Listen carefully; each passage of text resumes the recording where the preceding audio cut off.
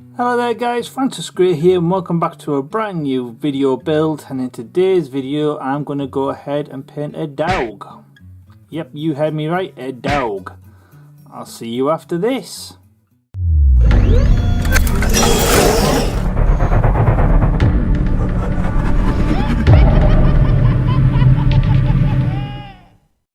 Hello guys, welcome back to a brand new build, and you might be wondering what this actually originally was. So when the client dropped it off to me and I looked at it, it vaguely seemed familiar to me. Couldn't quite place it for a while, but yeah, it finally came to me a couple of days after completing the actual build. This is Ma-Mutt from Mum-Ra's dog, basically, from the 80s classic, the Thundercats. So as soon as I put the pieces together and I clicked where it was, it brought a little bit of nostalgia back, because I totally forgot that Mum-Ra had a dog that, for me personally, is hilarious. It's obviously just the company's wanting to make an extra, toy to sell, hence, what we're working on right now. So, even though we know that this is Ma-Mutt from Thundercats, this is not what the build is intended to be. So when I met up with the client, basically he said that he had a statue of the character Lobo from DC Comics. So if you're a fan of DC Comics, you'll know that this is the main man, as he likes to refer to himself. He mainly goes up against Superman, or at least that's where I know him from the old Superman cartoons from the 90s. So he's already got a statue of that character, but he always wanted the dog, or the Dawg, that's why it's named D-A-W-G, Dawg. He wanted basically a dog to go with Lobo. So he found the Ma-Mutt toy, like a toy fair somewhere, and yeah, he decided that was pretty much the right scale, the right look, just needs a better paint job. And that's where I come in.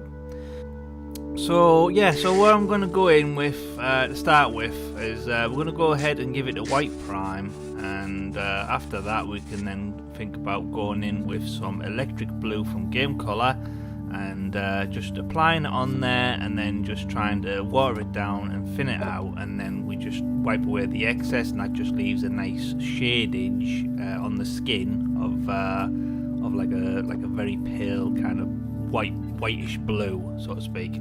So it just sits into all the little nooks and crannies and just goes a long way to add shadage. This part is a very messy part of the build, but it's a very necessary part of the build. So if you really want to get like good skin tones or good shadage on the skin tones, you need to do this step basically.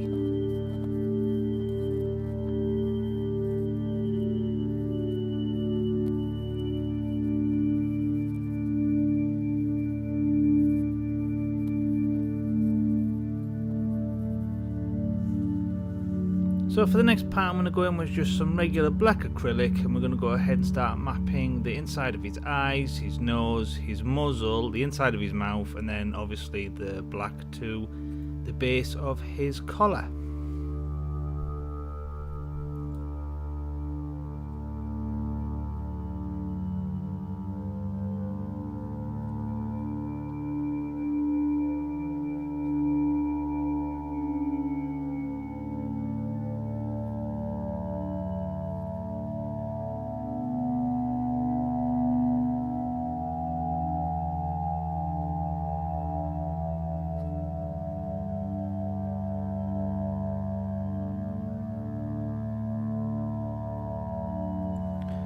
So his actual collar wasn't fixed in place, so I could move it around to get to like hard to reach areas. So there was a slope on his top shoulders, so there was parts of the collar that I couldn't get to, like under his muzzle, so to speak. So just moving it around and rotating around made my life a lot easier. So I'm going to go in with a base coat of black on the claws, so they're not going to stay that colour. This is just like a dark undertone, so it gets in amongst the little ridges and the little creases between the individual claws. So we'll go ahead and lighten up later on. It's just a nice base coat to start with.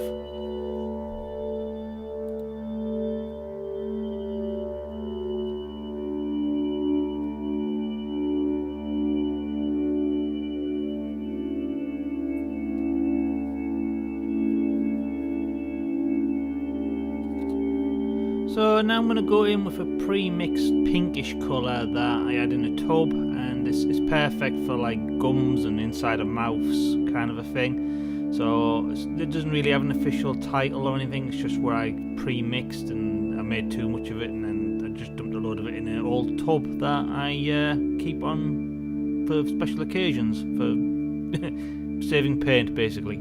So yeah, just going to map out the bottom of his jaws, the top line of his jaw where his teeth are just protruding, and then the inside of his ears. And then I went in with a little bit of scarlet red from Model Air, and we're going to go ahead and darken some of the recesses. So just get into the little nooks and crannies to get across shadage.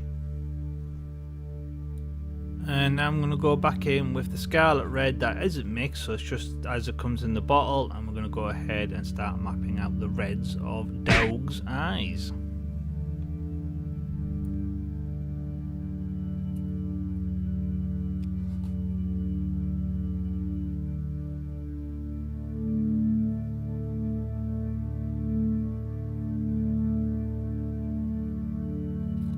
And now in with a basic white from Model Air, and we're going to go ahead and start also laying the inside of the eyes. So this is basically, so the normal red that was put down first, that's like a darker back coat, and then we overlay with the white, which will lighten it up, and then later on we'll go in with the scarlet red again, which will make his eyes look way more vibrant. I know that's probably complicated, but it's just steps you need to take to try and sell that vibrancy look.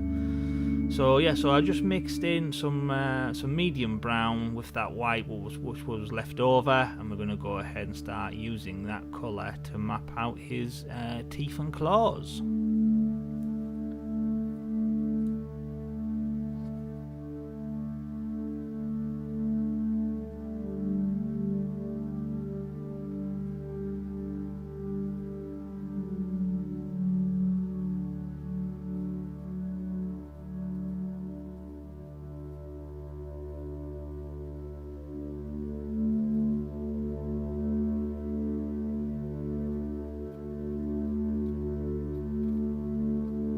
So now that that white is dried, we can go back in with the scarlet red and really make those eyes pop. Okay, so now in with a very dark brown, which is a surface primer from Vallejo, and that is just going to go a long way to making that dark recesses of the claws really stand out. So I know we went in originally with black, that was just an undercoat. This really sells the illusion that it's like you know when you get like claws or teeth and there's like stainage at the back of it and then it's lighter at the front. It's like just shows like that it's aged and used. It just goes a long way to doing that basically. So quite a lot of people only use the surface primer only as a primer for obviously the surface, but it's actually a really good just shade of brown to use just overall in general.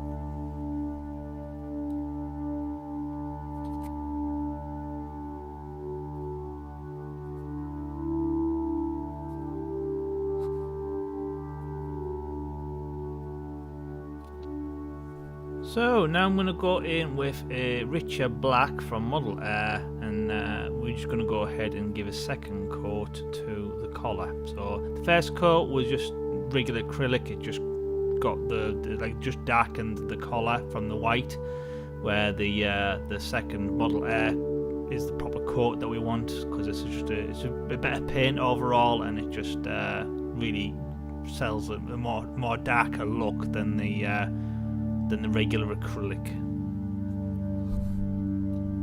So now we're in for slightly watered down Middlestone brown from Model Air, and we're just going to go ahead and coat all the claws and the teeth again. So basically this just goes ahead and it just like goes over the shades that we've already added with the dark brown, but it just goes ahead and seals it, so it looks like the stainage is kind of like under a layer of skin, if that made any sense at all. I hope it did.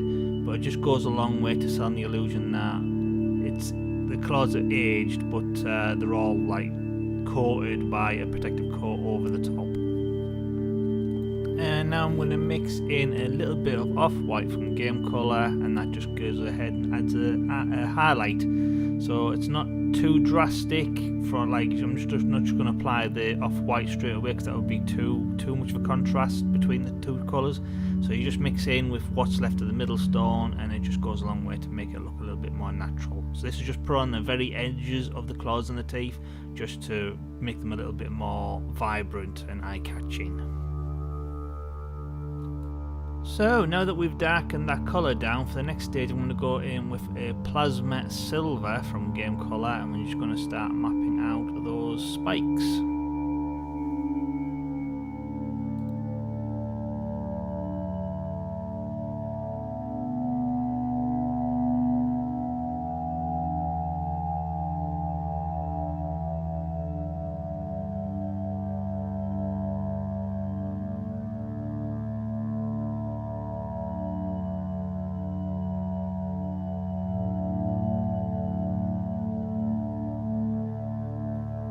So, Dawg wouldn't be Dawg without his Dawg tags, so we need to go ahead and make some Dawg tags. So apparently from reference photos it seems to be like a kind of a cross, like a small little like plus sign. So I went over into a software called Ma-Mutt Control, where I basically just created a very simple little similar shape of a cross, and then I did two versions, one slightly bigger than the other one just in case, and then I also tried to make like a little plaster, but that didn't print very well, and I decided to not use that. But now that we've got our file, I went over into a Flash Print Pro, and once we slice the software, let's go ahead and print it out.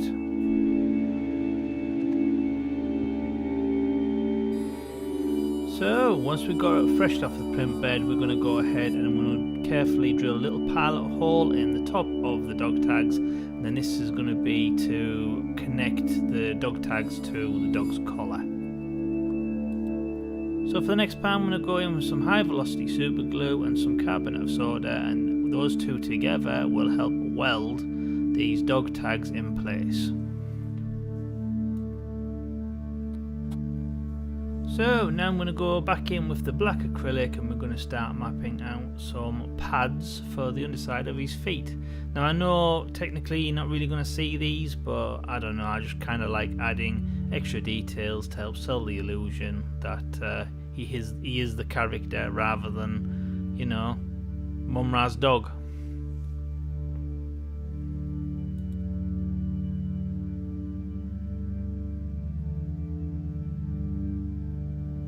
And now back in with the plate of silver, and we're going to go ahead and add a base coat to his Dawg tag.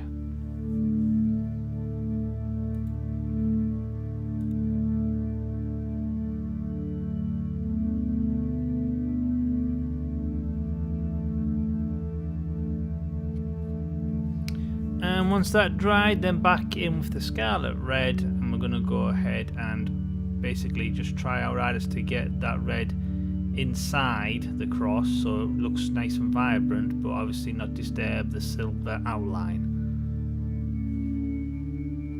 And now we're going to go in with some matte varnish from Vallejo, and I'm going to go ahead and paint all the surfaces of Dawg, and that's going to go a long way to help protect the nest from just everyday handling use.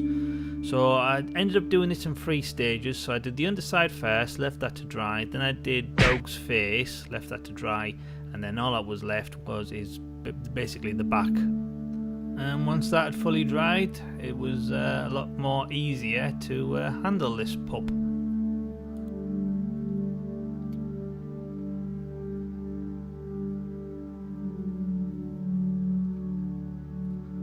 And now we're going to go in with the gloss varnish, and we're going to go ahead and paint his eyes, his nose, his muzzle, his teeth, inside his mouth, his Dawg tags, and also the silver spikes on his collar, and also a thin layer on his nails, or his claws. So all that together will help make this one really gnarly looking Dawg. Okay, so in order to make these eyes really pop, I'm just going to go in with a little bit of UV resin.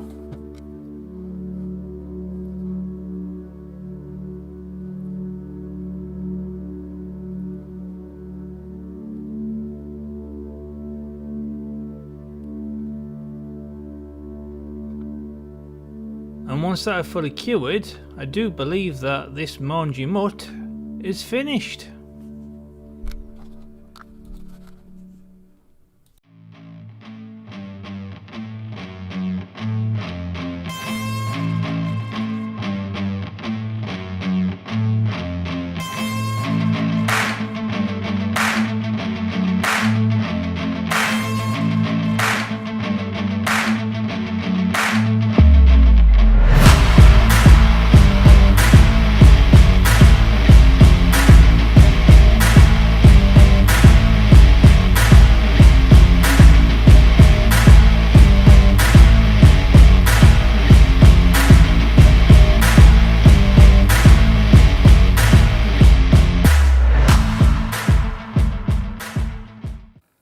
Okay guys, so here he is, all finished. I have to admit I am really happy with the finished results.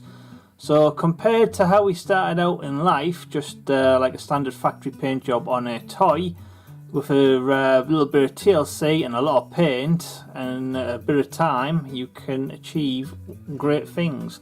So this, I think, works brilliant as the character Dawg from DC Comics, or Lobo's pet if you like.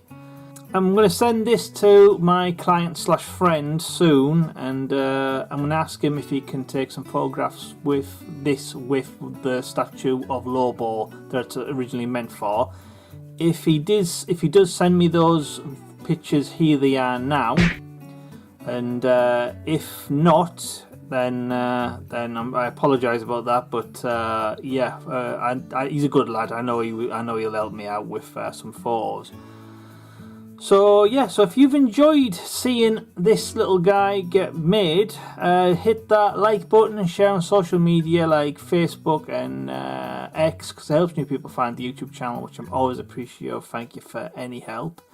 If you have any comments, comment below and I'll get back to you as soon as possible. If you haven't already, smash that subscribe button, hit the notification bell so you don't miss out on future builds, and we have got some cool stuff in the works. And if you do hit the subscribe button, our channel's current goal is to get to 3,000 subscribers. So I can only get there with your help, and as you can see, we are almost there. So please help me to get to the next milestone, which is 3,000. So if you want to be a legendary viewer, please take 5 minutes to check out my Patreon page, where with your help and support we can do these videos full time rather than part time, which means a whole lot more content for you guys and a lot more work for me. So all that being said, thank you for watching. I'm Francis Gray and this is Dawg from DC Comics. I'll see you in the next build.